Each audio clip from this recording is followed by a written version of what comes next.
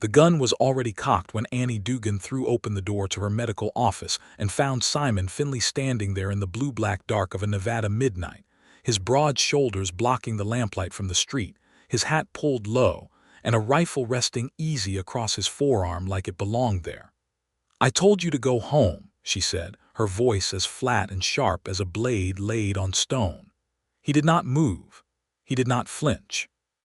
He simply looked at her with those dark, steady eyes the way a man looks at a fire he knows is going to burn him and has decided the warmth is worth the cost.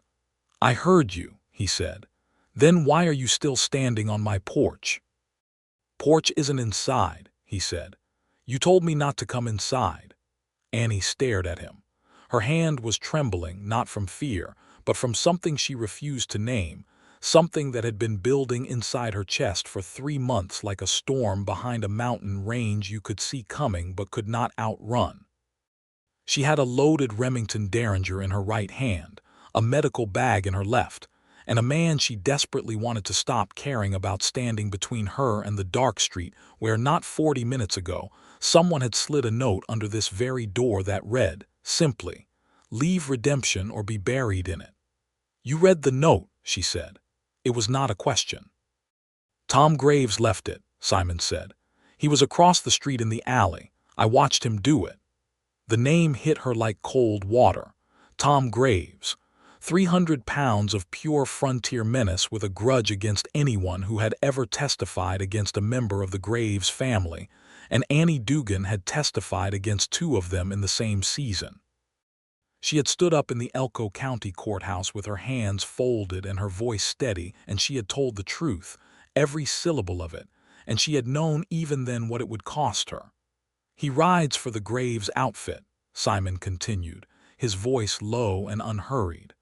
"Dalton Graves is back in the territory. Came in on the Southern Pacific 3 days ago. I found out this morning. And you waited until midnight to tell me. I was working on making sure," he said. "I wanted to be certain before I scared you." "I am not scared," she said, and the tremble in her hand said something entirely different. "I know you're not," he said, and God help her, she believed he meant it.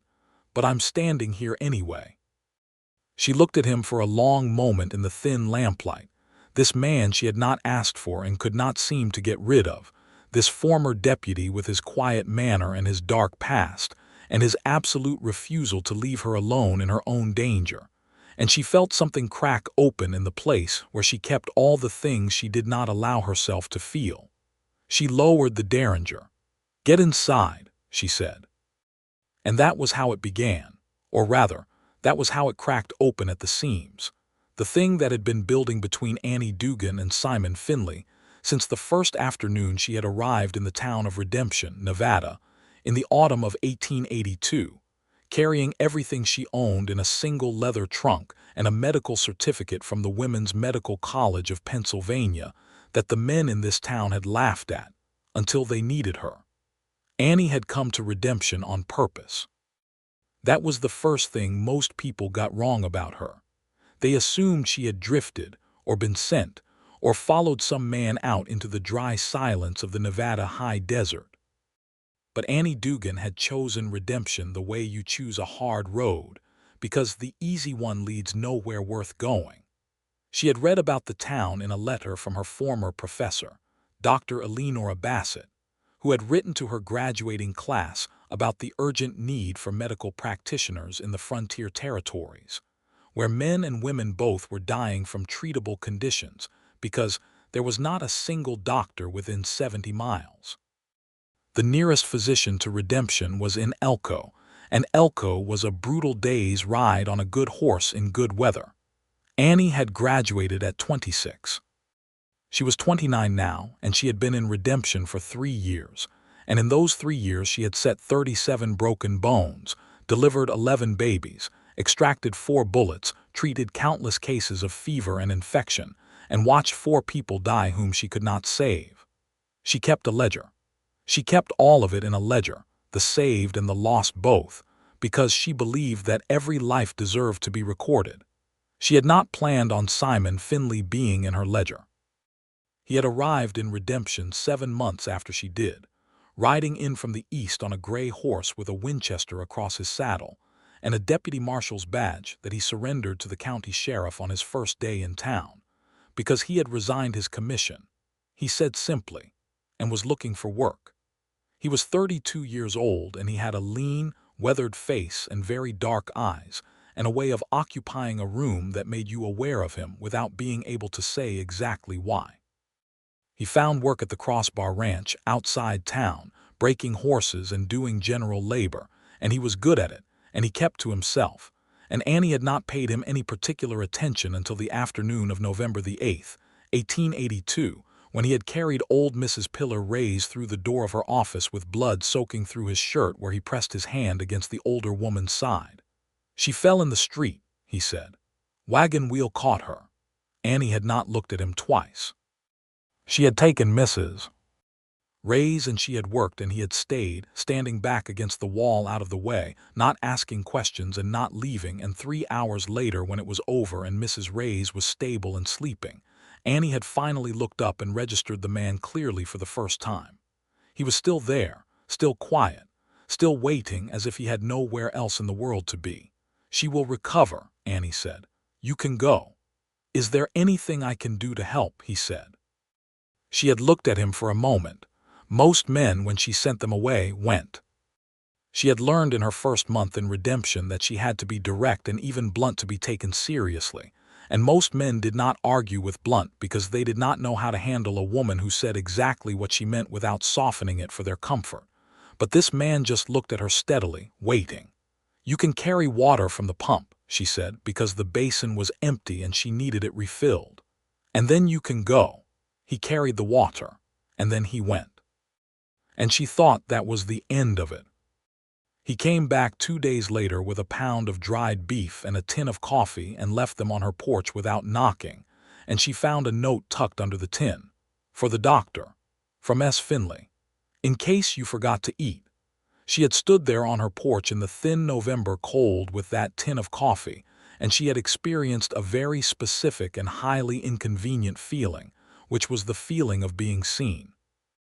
Not admired or desired or assessed, but simply seen, the way very few people had ever actually seen Annie Dugan, who had spent most of her life being simultaneously underestimated and ignored. She had gone inside and eaten the dried beef and drunk 2 cups of the coffee and thought nothing more about it, she told herself. She thought nothing more about it at all, except that she kept thinking about it. December brought 2 feet of snow and a diphtheria scare that turned out to be a false alarm but kept Annie on her feet for 6 days straight. And on the 4th day, someone had cleared her porch and stacked fresh firewood beside her door without being asked, and she had known it was Simon Finley without needing to check, because nobody else in redemption paid that kind of quiet, consistent attention to what she needed without being invited to. She found him the next afternoon at the general store, and she thanked him briskly the way she did everything. He ducked his head. "Looked like it needed doing," he said. "I could have done it myself," she said. "I know that," he said, and he looked up at her then with those dark eyes that were straightforward without being aggressive, honest without being intrusive, and he said, "I didn't do it because you couldn't. I did it because I wanted to."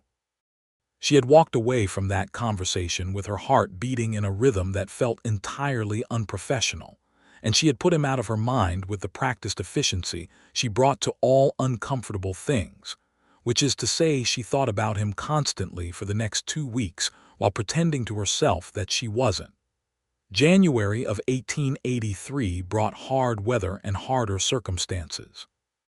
2 miners from the Silver Horn claim came into town with injuries from a collapse in the lower shaft, and Annie had worked through the night, and when the sun came up gray and cold, she had walked out of her office to find Simon Finley sitting on the top porch step with 2 cups of coffee from the hotel dining room, one for him and one clearly intended for her. She sat down next to him. She took the coffee. She said nothing. He said nothing.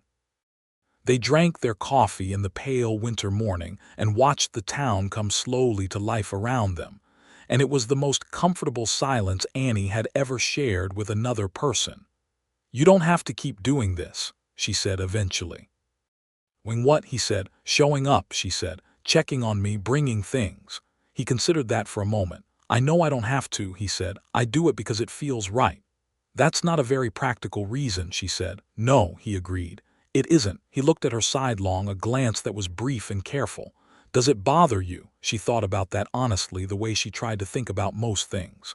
No, she said, and the honesty surprised her even as she said it. It doesn't bother me. They sat with that for a moment.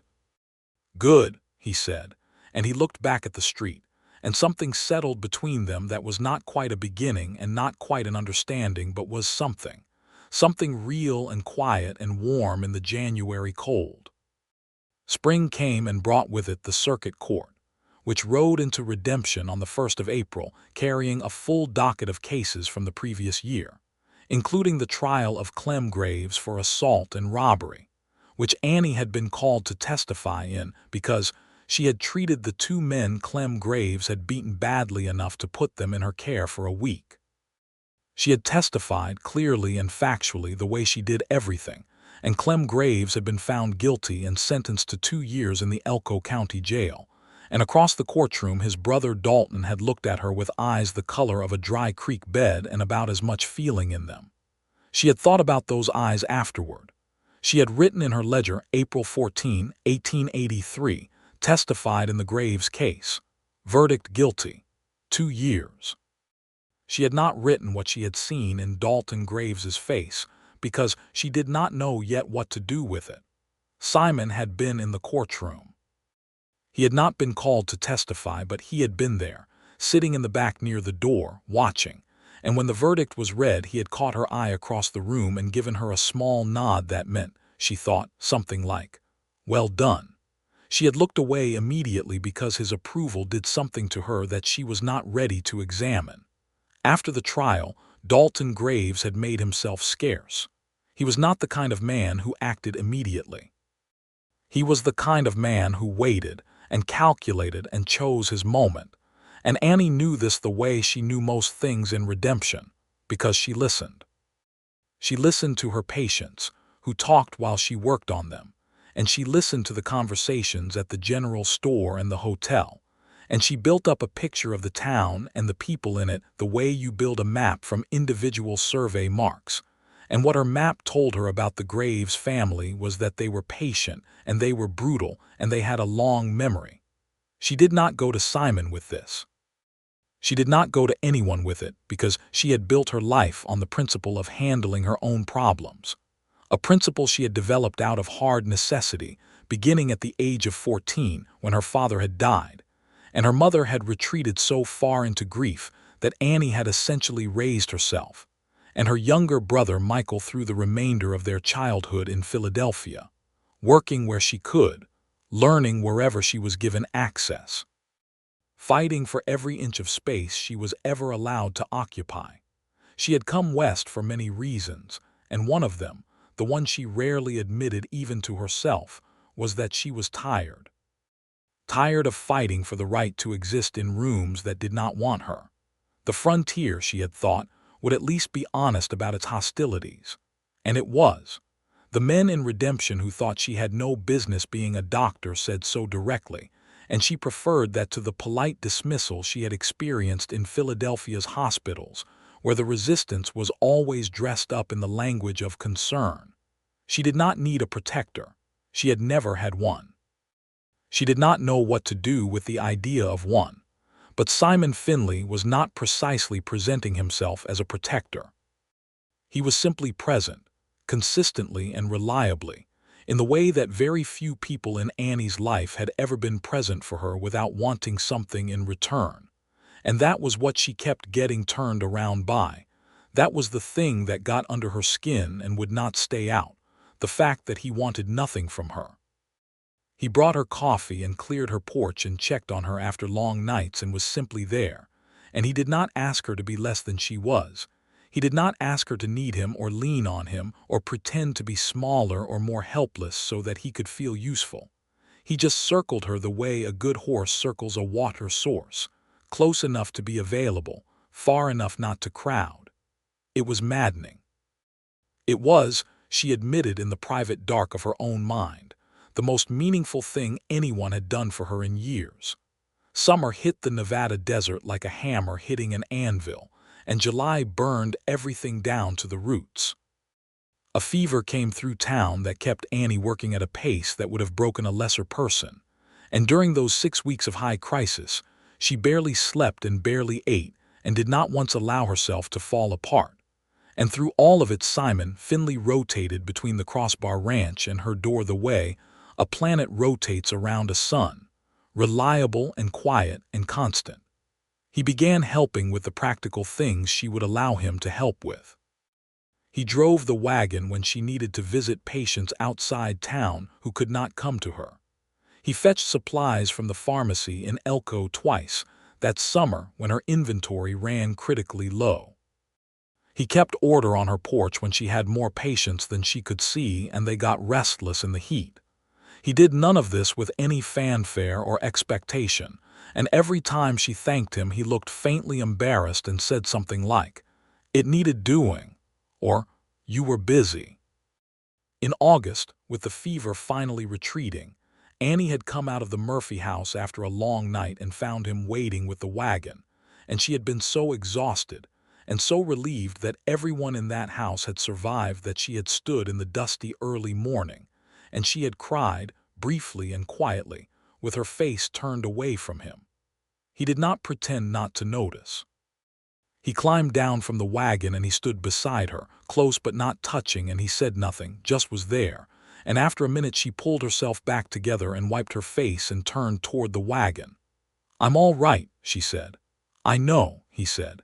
He offered her his hand to climb up, the same way he always did, simply and without comment. She took it. His hand was warm and steady, and she was very aware of it. She thought as they drove back into town through the burnt orange morning, in a great deal of trouble. She had never been in love. She had come close once in her second year at the medical college, with a fellow student named Edward Marsh, who had been brilliant and charming, and who had eventually, and not very kindly, informed her that he could not see himself with a woman who intended to pursue a career, because a career was not compatible with a home, and he needed a home, not a colleague. She had been 21 and it had hurt her badly, and she had wrapped the hurt around the core of herself like armor and built her life outward from there, and she had been, she thought, largely satisfied with what she had built. She had not accounted for Simon Finley. She did not tell him any of this. She said none of it out loud, not that summer and not into the autumn, but something shifted between them all the same, the way tectonic things shift, slowly and with enormous pressure, until one day the landscape is simply different from what it was. He began to linger longer in the mornings when he brought coffee. She began to ask him questions about himself, carefully, the way she approached a difficult diagnosis, gathering information without pressing too hard. She learned that he was from Kansas originally, from a small town in the eastern part of the state, that his father had been a farmer and his mother a school teacher, that he had gone into law enforcement at 22 because he believed in order and the protection of the ordinary person, and that he had resigned his deputy marshal's commission because of something he referred to only obliquely as a bad situation involving a man he had trusted and a decision that had cost lives. A situation he had not been able to prevent but had carried the guilt of ever since. What happened? She asked him directly one afternoon in late September, sitting on the porch of her office in the cooling air. He was quiet for a long time. Then he said, "There was a town like this one. I was the deputy there, and there was a man, a rancher, who I thought was a good man. I thought he was using legal means to settle a land dispute. Turns out he was paying men to drive out the families on the land he wanted, small families, homesteaders. Some of them were Apache families who had been living on that land long before the rancher ever set eyes on it." He stopped. His jaw was tight. "I didn't know soon enough. And when I found out, my marshal at the time decided the rancher's money was more important than those families, and I didn't handle that the right way." "What did you do?" she said. "I stayed quiet too long," he said, And then I made too much noise too fast, and the rancher found out I was coming for him legally, and he moved 3 families off their land in the night before I could file papers to stop it. A woman was hurt, an older man, children left with nothing. He looked at his hands. I should have been smarter, I should have been faster, I should have done things differently. You stayed, she said. You tried to stop it. I did what I could in the end, he said. But the end came too late. She looked at him. She saw the weight of it in the set of his shoulders, the kind of weight that does not go away but that a person learns to carry, and she recognized it because she carried her own version, 4 names in a ledger, 4 people she had not been able to save, and she knew that no amount of skill or effort ever fully silences the question of what you might have done differently. You're still carrying it, she said. Yes, he said simply. So am I, she said, and she told him about the 4 in the ledger, and he listened the way he always listened, fully and without interruption, and she felt something release in her chest that she had been holding for longer than she could accurately remember. They sat in the cooling afternoon, and the conversation shifted and moved the way conversations do when 2 people have just shown each other something real.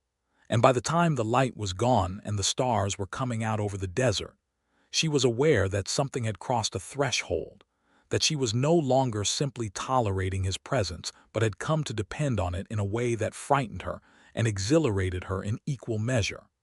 She told herself she was being foolish. She told herself she had built her life on independence and self-sufficiency, and those were not things to throw away for a feeling. She told herself that what she was feeling was gratitude and proximity and exhaustion, the usual suspects when the emotional defenses go down. She told herself all of this very firmly and with considerable conviction. And then she continued to fall in love with him, steadily and irrevocably, the way the desert falls into winter, not all at once but gradually, until one day you look up and everything is different. The trouble with the Graves family began coming to a head in October. Dalton Graves had returned to the territory, as Simon had learned, and Dalton was not the impulsive kind of angry. He was the patient kind, the kind that plans, and the plan he was building had Annie Dugan at its center because she was the most visible person whose testimony had put his brother away. And she was the easiest to get to because she was a woman alone, and the men of redemption, while they had largely come to respect her skill, were not exactly organized in her defense. Simon knew this. He had known it since he had first heard Dalton Graves was back, and he had spent 3 days quietly gathering information before he came to her. And those 3 days were the most uncomfortable of his time in redemption, because every instinct he had told him to tell her immediately and keep close. But he also knew Annie Dugan well enough by now to know that if he came to her with incomplete information, she would dismiss the threat and tell him she could handle it. And he needed her to understand the full scope of what he had learned before she did that. What he had learned was this: Dalton Graves had 3 men with him, not just Tom Graves but 2 hired men from out of the territory who had no connection to the community and therefore no restraint. Their plan, as best as Simon could piece together from what he had heard and observed, was to drive Annie out of redemption by making her feel too unsafe to stay. Not to kill her, at least not initially, because killing a doctor in a small town would bring a level of outside attention that Dalton could not afford.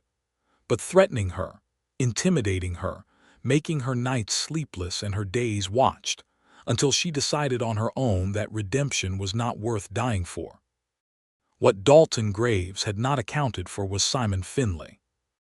Simon had gone to Sheriff Harlan Burke first, because that was the right thing to do, and Burke was a decent man and a not terrible sheriff who had listened with the careful neutrality he brought to all situations, and then said he could not act without evidence of an actual crime, which was technically accurate but practically useless. And Simon had looked at him and said, "By the time there's evidence of an actual crime, the doctor might be dead," and Burke had said, "Then you should probably stay close," which was the nearest thing to official sanction Simon was going to get. He had gone to Annie that night and told her everything, And that was the conversation that opened this story at its most volatile point. Annie with the derringer in her hand and Simon in the doorway with his rifle, and the Graves threat crackling through the midnight air like lightning before a storm. Inside the office, with the door locked and the lamps turned low, they sat across from each other at the small table she used for paperwork, and Simon laid out what he knew with the same methodical clarity he had brought to his years as a deputy, and Annie listened in a silence that was not passive but attentive, the way she listened to a patient describing symptoms, gathering everything. When he finished, she said, "What do you propose we do?" He noticed the we. He did not comment on it. "I think you should consider staying at the hotel until this passes," he said. "Your office is at the edge of town and your residential rooms are in the back. It's isolated." "My patients know where to find me here," she said. "If I move, people who need me in the night won't know where to go." He had expected that. "Then I want to sleep outside," he said. She stared at him. "You want to sleep on my porch?" "In the barn behind the hotel. It's close enough. I'll be near." "Simon," she said, and it was the first time she had used his given name without any formal attachment to it, and they both noticed and neither of them said anything about it. "I am not going to let you camp outside my door like a guard dog." "I'm not offering to be a guard dog," he said. "I'm offering to be a man with a rifle who cares about what happens to you." The silence that followed that sentence was the kind of silence that has weather in it. "That's not a practical arrangement," she said, and her voice had lost some of its clinical edge. "I've slept in worse places for worse reasons," he said. "At least this one matters." She looked at him for a long time across the small table with the lamp between them, casting warm light against the sharp, lovely angles of her face. This woman who had built herself from nothing, and expected nothing, and asked for nothing, and was watching him now with an expression he had never quite seen on her before, something stripped back and unguarded and uncertain, which on Annie Dugan was more remarkable than tears would have been on almost anyone else. "Why does it matter to you?" she said. "I mean, why specifically? We are not," she stopped, started again. "We don't have an arrangement." "No," he said, "we don't." "Then why?" She said, and the question was so direct and so honest that it deserved an equally direct and honest answer. He looked at her.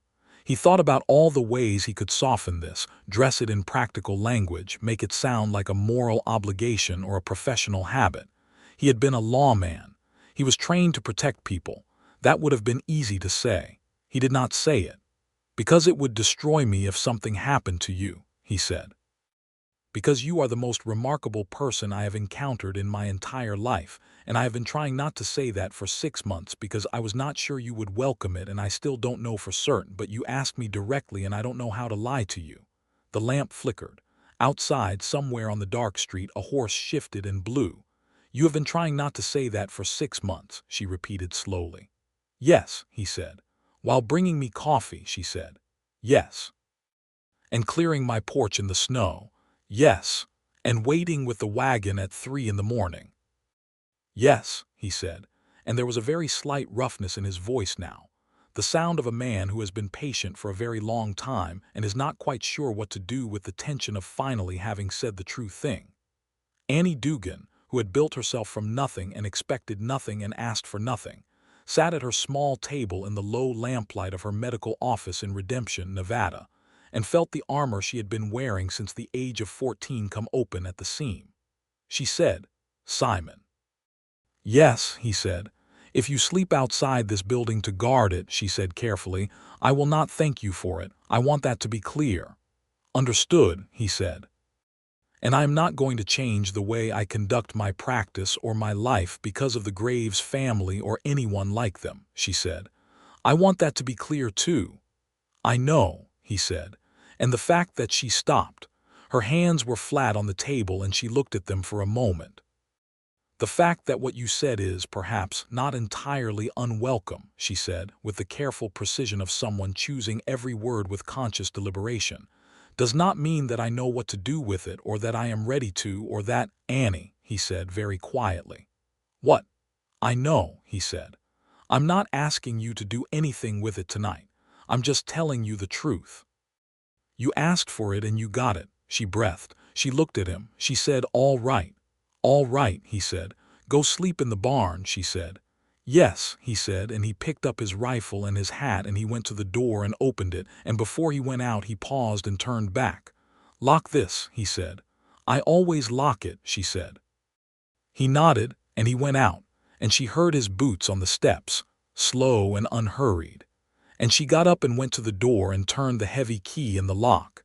And then she stood with her back against the door and her hand pressed flat against her sternum, where her heart was doing something complicated and entirely outside her control.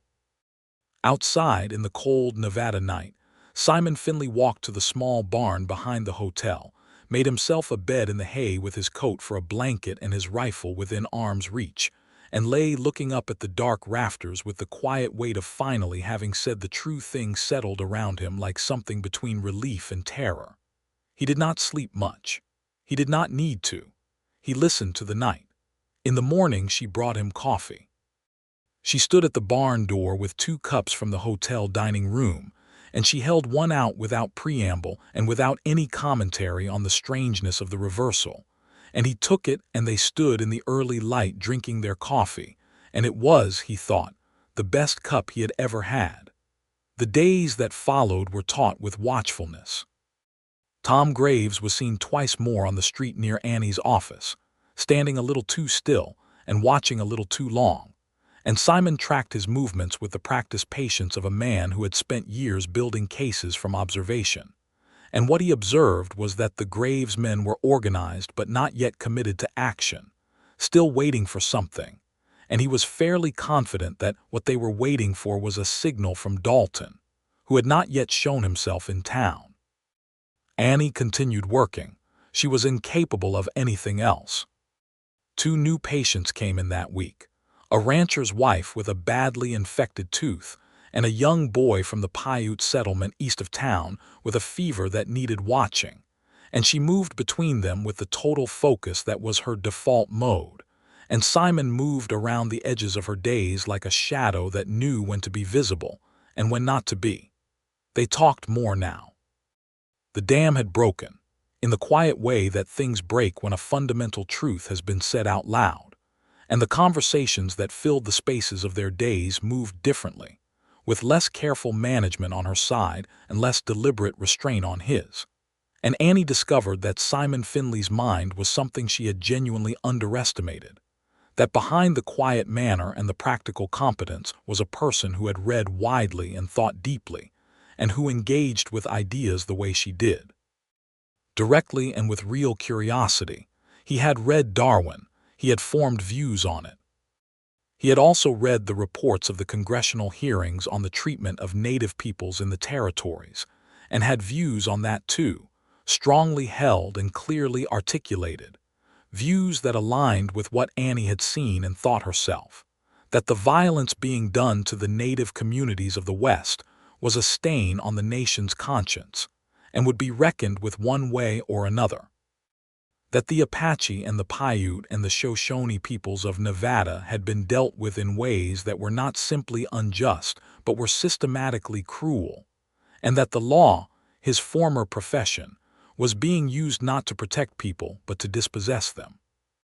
She had not expected this from him, not the depth of it, and it opened something in her that had not been opened before, a kind of recognition, the recognition of a person who thinks the way you think, who sees the world with something like the same moral clarity, and there is nothing, she discovered, quite so dangerous to a carefully maintained emotional independence as the recognition of a genuinely like mind.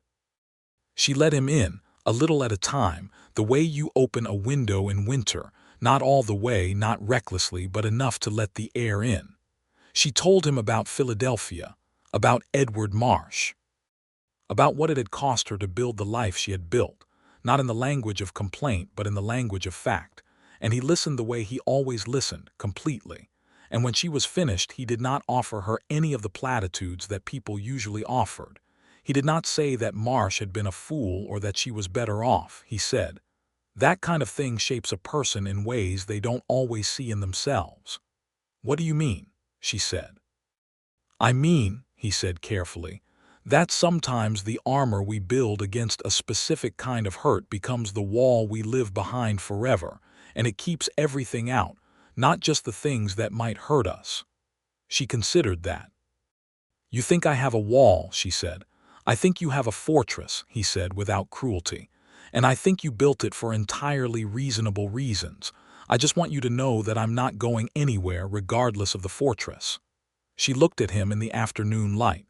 That is either very sweet or very alarming, she said. Probably both, he admitted. She laughed. It was a real laugh, the kind that comes out before you can manage it, and the sound of it surprised her almost as much as it surprised him, because Annie Dugan laughed infrequently, and when she did it was usually at something genuinely absurd. And what she was laughing at now was the absurd, true, alarming sweetness of Simon Finley saying exactly the right thing in exactly the right way without any apparent effort. You are, she said when the laughter had settled, a very unusual man. I'll take that, he said. Dalton Graves showed his face on the 15th of October. He rode into Redemption in the early afternoon on a black horse, dressed well, the kind of well that was meant to communicate respectability, with 2 men at his back and Tom Graves flanking him on the left. He was 40 years old, big through the chest, with the careful eyes of a man who had spent his life calculating odds. He stopped in front of the sheriff's office and tied his horse and went inside, and whatever conversation he had with Sheriff Burke came out looking a shade paler than he had gone in. Simon watched all of this from the doorway of the general store, and then he went directly to Annie's office and told her. He'll come to you, Simon said. That's my read. He won't make a direct threat, he's too smart for that. He'll come and he'll say something that sounds like a courtesy visit but is meant to be felt as a warning. Let him come, Annie said, with a steadiness that he had stopped being surprised by. I'll be outside, Simon said. She gave him a look. I don't need, I know, he said. I'll be outside. She opened her mouth and closed it again, because she had learned in these past weeks that arguing with Simon Finley on the subject of his voluntary presence was like arguing with the weather, not because he overpowered her, but because he simply did not take the argument as a reason to change course, and he did not do so in a way that was dismissive or arrogant, but simply in the way of a man who has made up his mind about something that does not concern his pride. Dalton Graves came that afternoon. He knocked, which was a courtesy most people extended without thinking but which in this context felt deliberate, and Annie opened the door and looked at him with the same expression she brought to all new patients, attentive and measured, giving nothing away. Miss Dugan, he said. He had a voice like gravel rolled in molasses. I wondered if I might speak with you. Dr. Dugan, she said without emphasis. And if you're here about a medical matter, come in. If you're here about anything else, I'm afraid I'm busy. His eyes moved past her for a half-second, taking in the office, the shelves of medicines, the examination table, the neat desk. He smiled. Just a courtesy call, he said.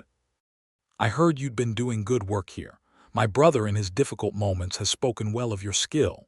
I'm glad to hear your brother is recovering, she said. He is, Dalton said. Though it's a shame that he should be recovering in a jail cell. He let that sit in the air for a moment. I don't hold that against you. You were doing your job, I understand that. That's generous of you, she said, with a tone that communicated she did not find it generous at all.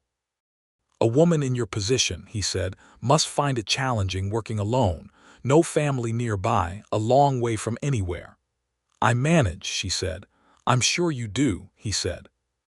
I just want you to know, if you ever felt the challenges outweighed the rewards, there's no shame in deciding to practice medicine somewhere more comfortable, somewhere with more amenities, more support. Thank you for the concern, she said. Good day, Mr. Graves. He looked at her for a moment with those Dry Creek eyes. Then he nodded and stepped back from the door and turned, and she closed it and stood very still and breathed slowly, feeling the controlled adrenaline of the encounter moving through her. She heard from outside the sound of Dalton Graves stopping on the steps and then Simon's voice, quiet and even, Graves. A pause. Then Dalton's voice, Finley. I wondered if I'd see you. Just making sure everything went politely, Simon said. Everything was entirely polite, Dalton said. Good, Simon said. Let's keep it that way. Another pause, longer, the kind that carries a great deal of unsaid information, and then the sound of boots on the steps and on the street retreating. Annie opened the door. Simon was standing at the foot of the porch steps, watching Dalton Graves ride away with his men, and his face was completely still and his hand was not near his rifle but was near enough. "He won't be polite for long," Simon said, without turning around. "No," Annie agreed. "He won't." She looked at him standing in the afternoon light, this man who had put himself between her and a threat she had not asked him to stand against, who had been sleeping in a barn because she had told him not to stay inside, who had told her in a midnight kitchen that her being destroyed would destroy him. And she felt the fortress crack just a little more, felt the winter window open another inch, felt the warm air come in. "Simon," she said. He turned around. "Would you like to have dinner?" she said. "I mean properly, at the hotel together." He looked at her for a moment with those dark eyes, and what she saw in them was something so quiet and so full that she had to look away and then look back, the way you look at something bright. "Yes," he said, "I would like that very much." They went to the hotel dining room that evening. Annie in the gray dress she saved for occasions, and Simon in a clean shirt that was pressed, which she noticed, and which told her something about the care he had taken. And they sat across from each other at a small table near the window and ate beef stew and fresh bread and drank coffee, and talked for 3 hours without any of the careful management that had characterized their earlier conversations, freely and with pleasure. And the dining room slowly emptied around them, and still they talked, and the proprietress, Mrs.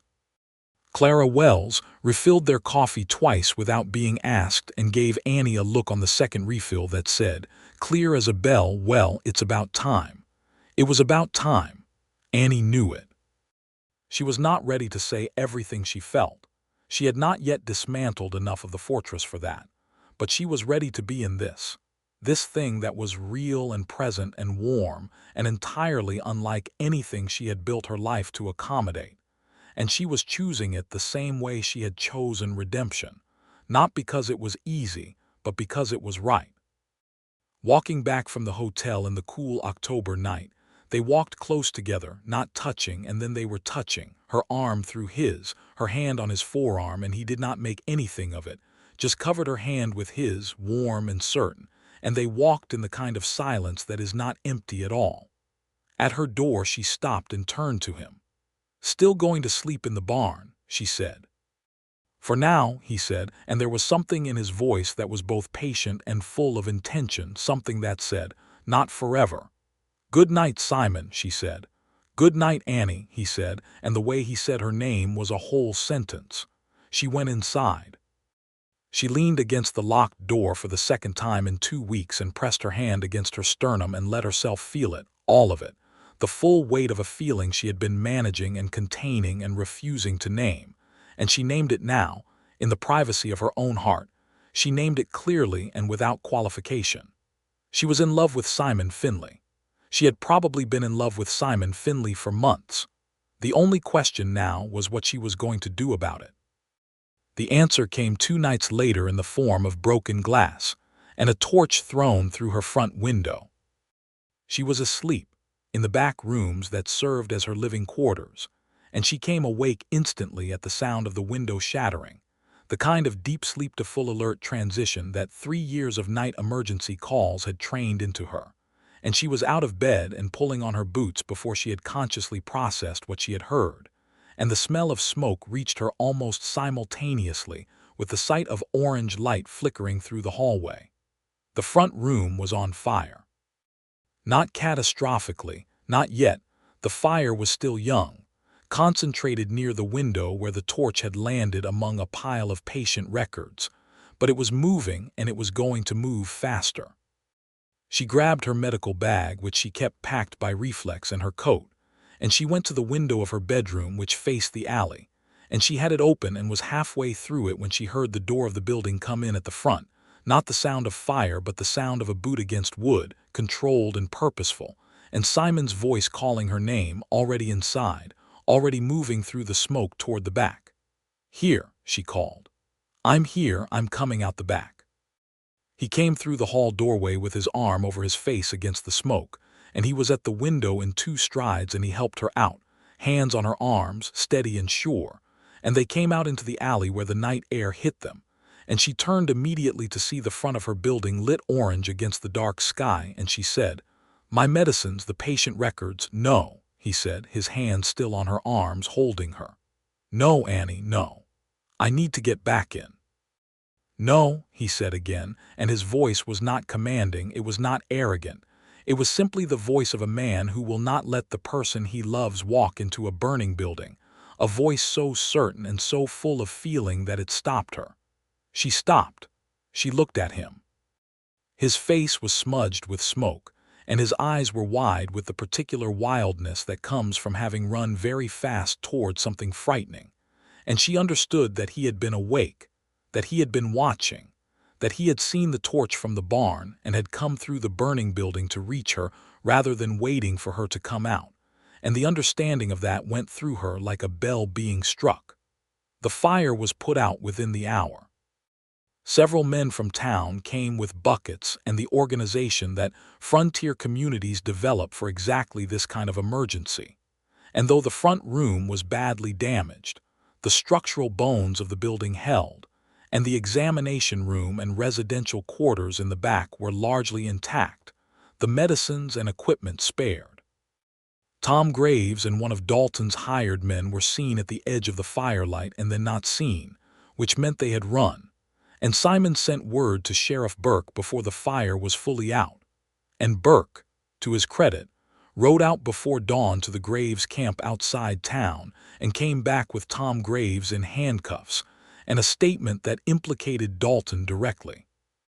Dalton Graves was arrested in the Redemption Hotel at sunrise, brought out in his shirt sleeves with his careful eyes showing the first cracks in his calculations, and Annie watched from across the street with her arms folded and her face composed, and she felt the long-held tension of the past week's release from her body like a breath she had been holding since April. Simon stood beside her. He did not touch her or speak, just stood there in the new morning as Dalton Graves was walked to the sheriff's jail, and after a moment Annie reached out and took his hand, simply and without preamble, and laced her fingers through his, and he closed his hand around hers with the same care and certainty he brought to everything. "Thank you," she said, not for protecting her, not for standing guard, for all of it, the whole of it, 6 months of coffee and firewood and patience and truth. "Always," he said.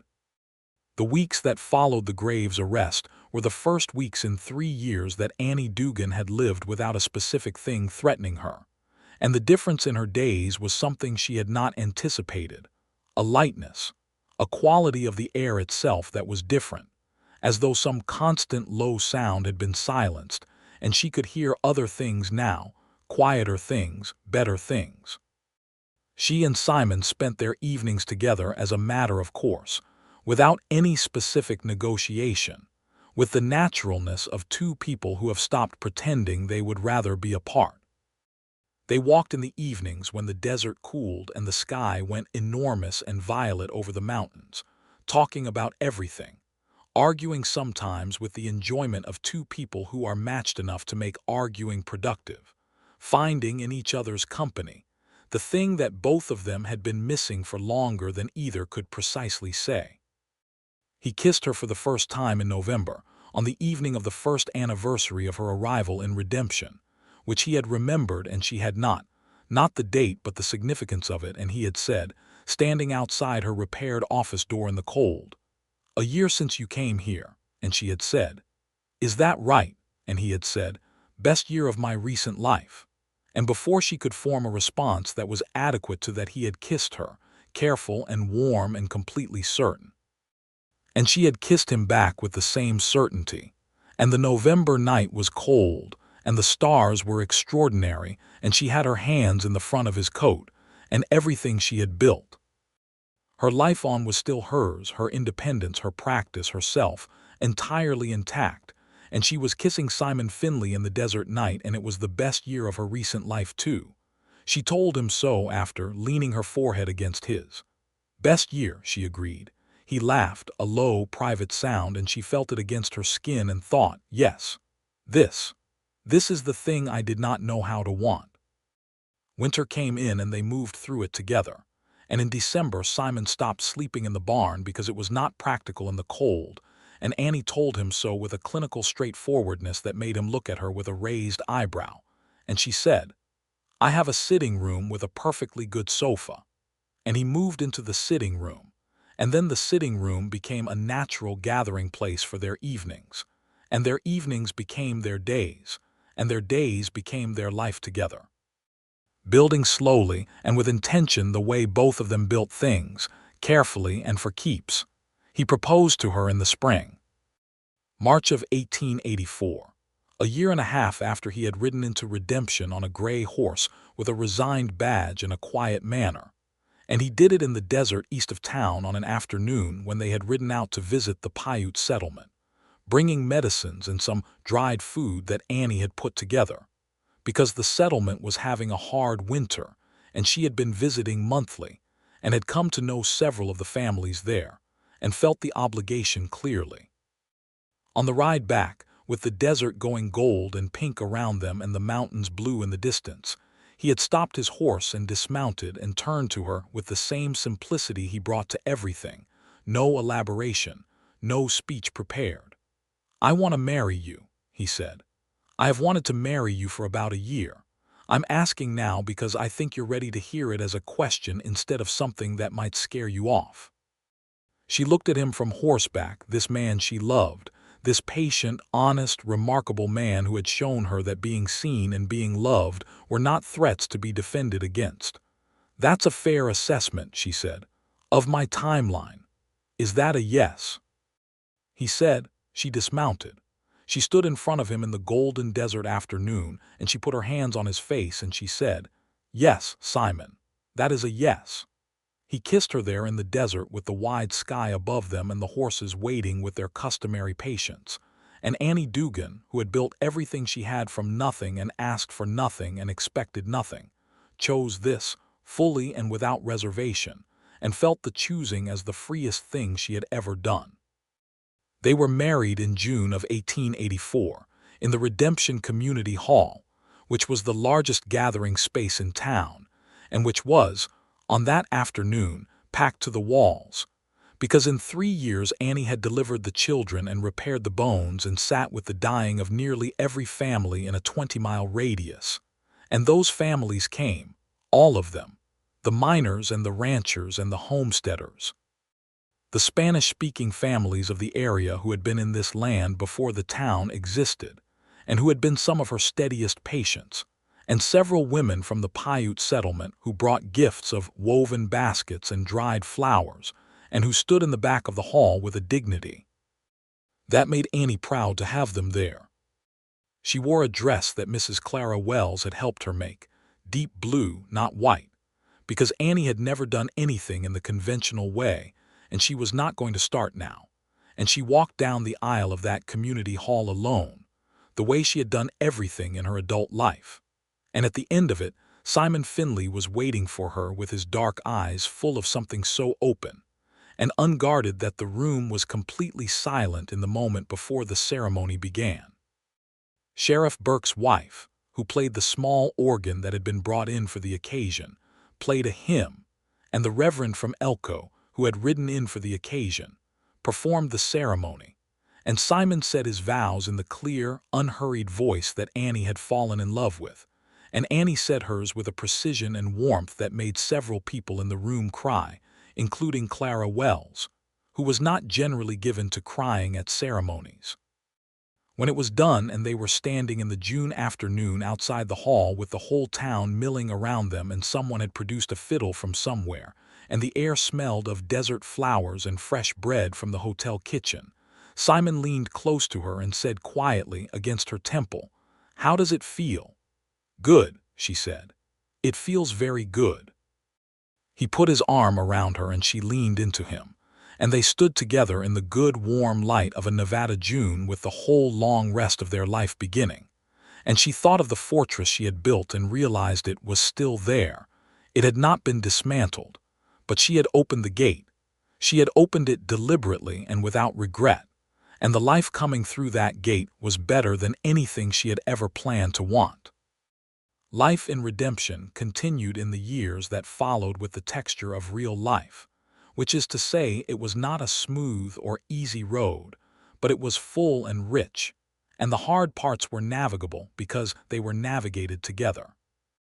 Simon found work that suited him better than ranch labor, becoming something of an unofficial investigator and liaison for the county sheriff's office, which was a natural extension of his skills and experience, and which let him use what he had learned from his years as a deputy without the moral compromises that had come with formal law enforcement in a system that did not always point in the right direction. Annie's practice grew.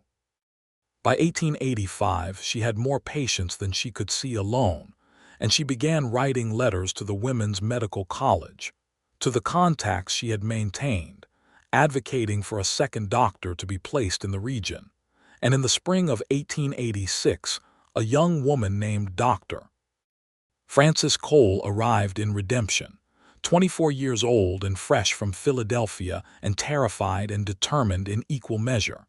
And Annie took her under her wing the way a senior colleague should, briskly, and with complete confidence in Frances's ability to grow into the work. Simon found, in Frances Cole's arrival, both relief and a new source of amusement, because Frances was exactly the kind of direct, uncompromising young woman who reminded him of Annie as he imagined Annie must have been before she built the fortress.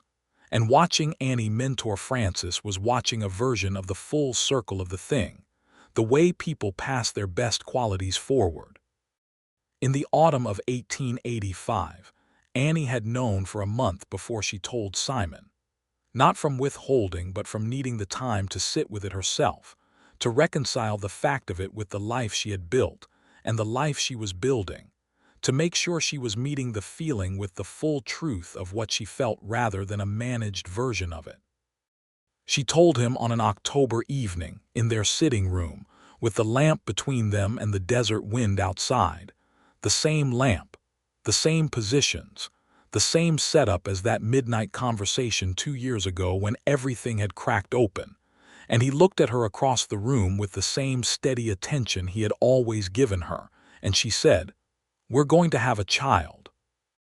The expression that crossed his face was something she kept in her memory for the rest of her life, because it was entirely unguarded, pure feeling, no management of it at all, joy and wonder and something that was very close to overwhelm in a man who was not easily overwhelmed.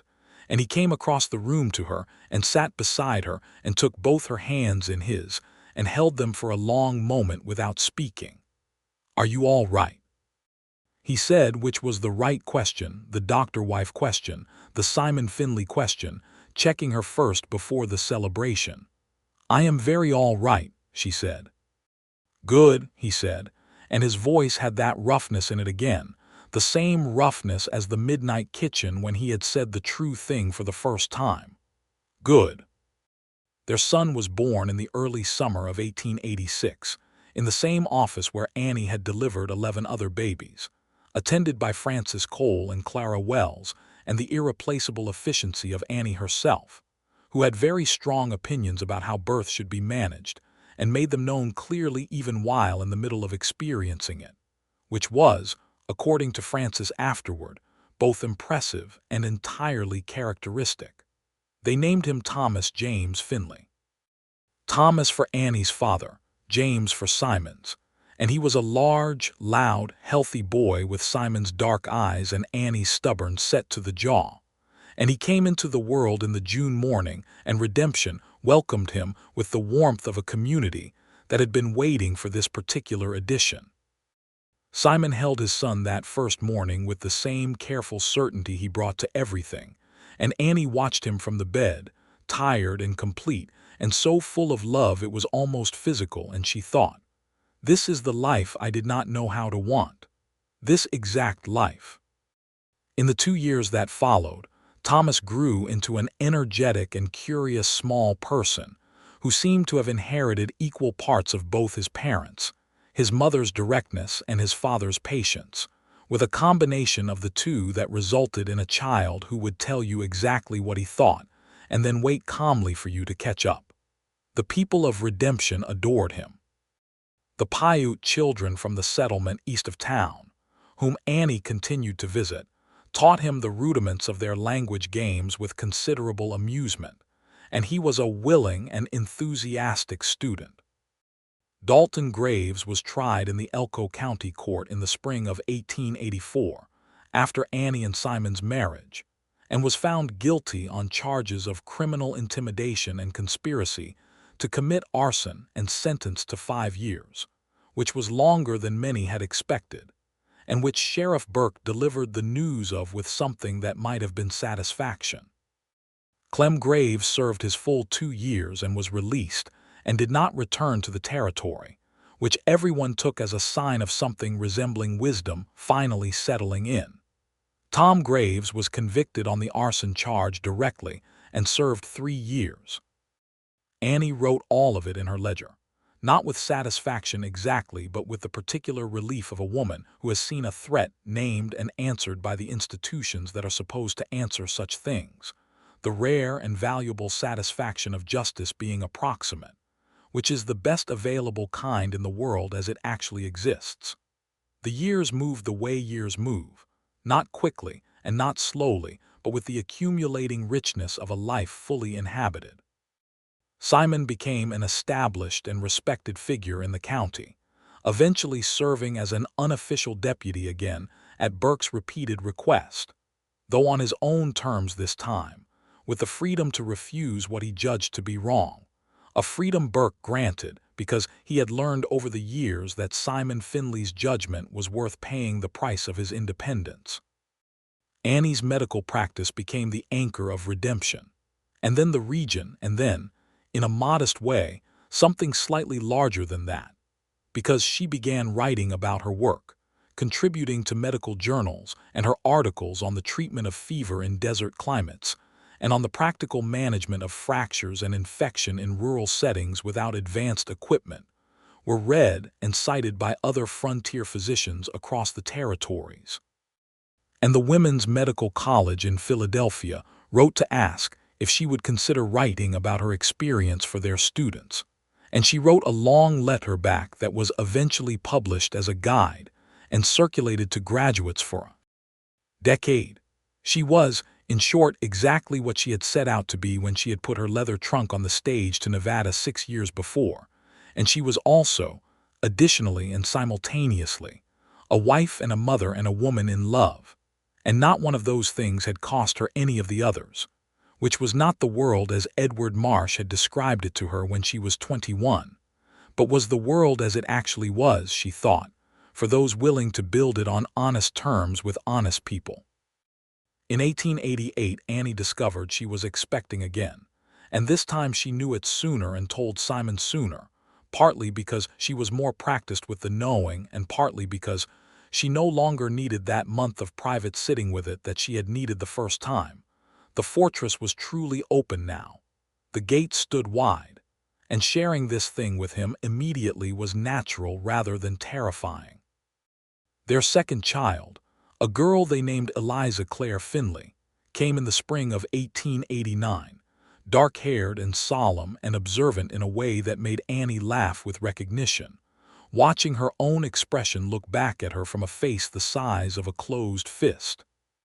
Thomas, now 3 years old, regarded his new sister with the same patient, interested watchfulness he brought to everything new, and within a week he had appointed himself her unofficial guardian with a seriousness that made both his parents quietly, privately delighted.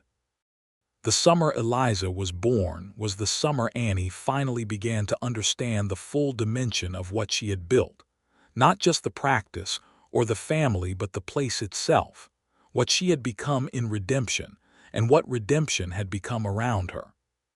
She had arrived as a stranger with a medical certificate that people laughed at, and now she was the bone of the place, she and Simon both, woven into its daily life so thoroughly that the town would have been fundamentally different without them.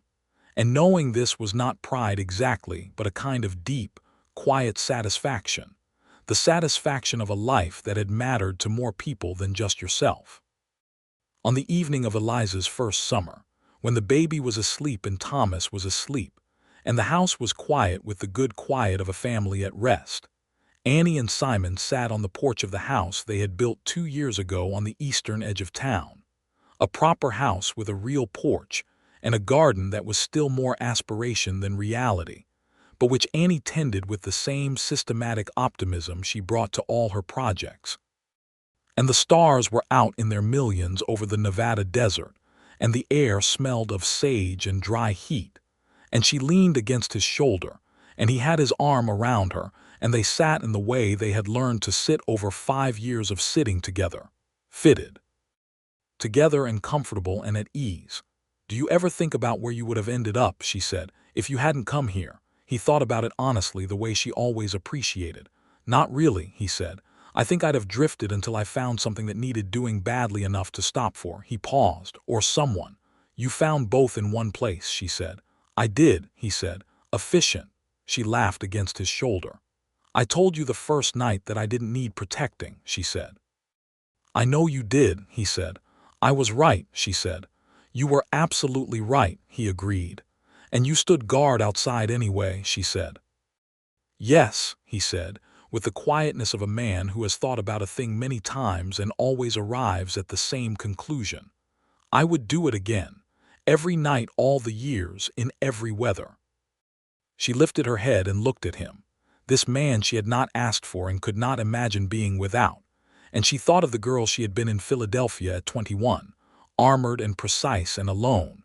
And she thought of the woman she was now, still precise, still competent, still fundamentally herself, but open now in a way that the 21-year-old would not have recognized, open to this, to him, to the enormous accumulation of a life shared with someone who saw you clearly and chose you anyway. "I know," she said, "I know you would." She kissed him there on the porch in the summer dark, and he kissed her back. And the night continued around them with all its dark and beautiful enormity. And inside the house their children slept their deep and trusting sleep, and the stars were brilliant and indifferent over the desert. And in the town that lay a quarter-mile to the west, the lights of redemption burned against the black, steady and warm. In the years that came after, which were good years with their share of hard weather and difficulty as all real years contain, the story people told about Annie and Simon Finley was a simple one, as the true stories often are. She had come to this desert alone and built a life from the ground up with her own hands and her own mind, and she had told the man who loved her that she did not need protecting, and she had been right, and he had stood guard outside anyway, and she had been right about that too, because needing and wanting are not the same thing, and knowing the difference is the beginning of being able to ask for what you truly want. She had not needed protecting. She had wanted someone who would stay. And Simon Finley, in his quiet and entirely stubborn way, had stayed and stayed and stayed, and all the long years of their life together in the high Nevada desert, he stayed. And the place he stood guard was not outside the door anymore, but inside the life they had built together, standing watch over everything they had made. And she stood watch beside him, and the two of them were, by any measure that mattered, exactly where they were supposed to be. Thomas Finley grew up in Redemption, and studied law and argued cases in the Elko courthouse with his mother's precision and his father's steadiness. Eliza Finley, who had her mother's face and her mother's mind, went east to the Women's Medical College of Pennsylvania at 18 and came back west a doctor, because of course she did, and the letters Annie had written to that college 20 years before had laid the path her daughter walked, and the circle of it was complete. The third child, a boy they named Phineas and called Finn, arrived in 1892, and was from his earliest days a person of remarkable social ingenuity, who could convince most people to do most things with a combination of charm and apparent reasonableness that made Annie look at Simon with a raised eyebrow on a regular basis. And Simon would look back with an expression that said clearly he had no idea where that came from. And then Annie would laugh, and the subject would be dropped. Finn grew up to help run the family property and marry a young woman from the Spanish-speaking community in the southern part of the county. And their wedding was large and loud, and full of music, and Annie and Simon danced at it until well past midnight, at an age when most of their contemporaries had stopped dancing. And nobody who watched them dance could say with any accuracy where one person ended and the other began, which is the thing you hope for when you choose someone. That over the long years you will become, not the same person, but something together that is larger than what you were apart. And so they were. And so they remained, Annie Dugan and Simon Finley, in the town of Redemption, Nevada, in the high desert of the American West, in the last 2 decades of a century that had not known what to do with either of them and had found in the end that they had no need of its permission to be exactly who and what they were. She had said she did not need protecting. She had been right. He had stood guard outside anyway. He had been right too. And the life they built in the space between those two true things was the truest thing of all.